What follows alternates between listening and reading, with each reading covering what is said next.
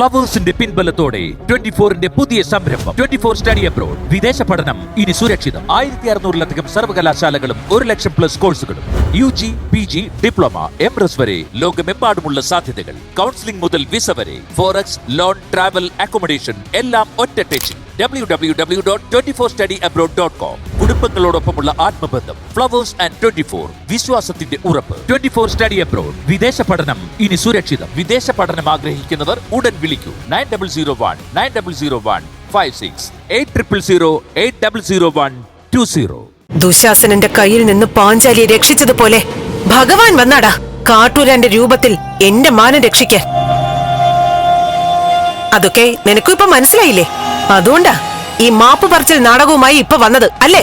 ചേച്ചി ചേച്ചി പറഞ്ഞതൊക്കെ ഞാൻ കേട്ടു. എന്ത് കേട്ടൂന്ന്? നീ കേട്ടതായി അഭിനയിച്ചു.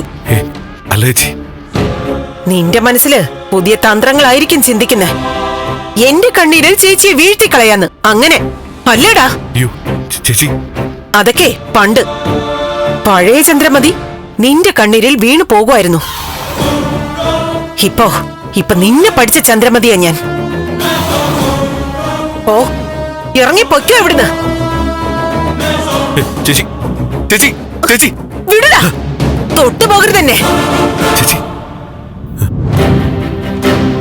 ഞാനിനി എന്തൊക്കെ പറഞ്ഞാലും ചേച്ചി വിശ്വസിക്കില്ല എന്നുള്ളത് ഉറപ്പാണ്.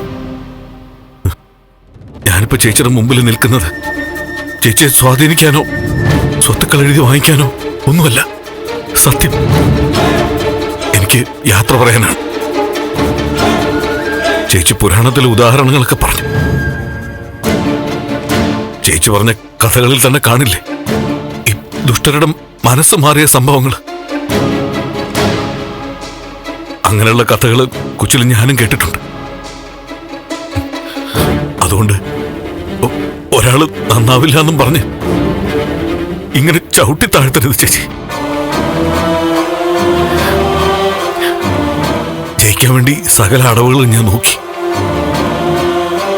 പക്ഷേ ചേച്ചി പറഞ്ഞ പോലെ ദൈവം സത്യത്തിന്റെ കൂടെയായിരുന്നു. യുദ്ധത്തിൽ ദൈവത്തിന്റെ മുന്നിൽ ഞാൻ തോറ്റു. ചേച്ചി, ഈ പഴയ കഥകളിൽ തോറ്റുപോയ ദുഷ്ടർക്ക് ഭഗവാൻ മോക്ഷം കൊടുത്തെന്നോ അവർക്ക് സ്വർഗം കിട്ടിയെന്നൊക്കെ പറയുന്നില്ലേ? ചേച്ചി പറയുമ്പോൾ ഈശ്വരനാണ് എന്നെ തോൽപ്പിച്ചതെങ്കിൽ നന്നാവാൻ ഒരവസരം കൂടെ തരണേ ചേച്ചി. എന്തായാലും ചേച്ചിയുടെ മനസ്സിനൊരു ഭാരമായിട്ട് ഇനി ഞാനിവിടെ നിൽക്കുന്നില്ല. ഞാൻ പറഞ്ഞില്ലേ, ഞാൻ യാത്ര പറയാൻ.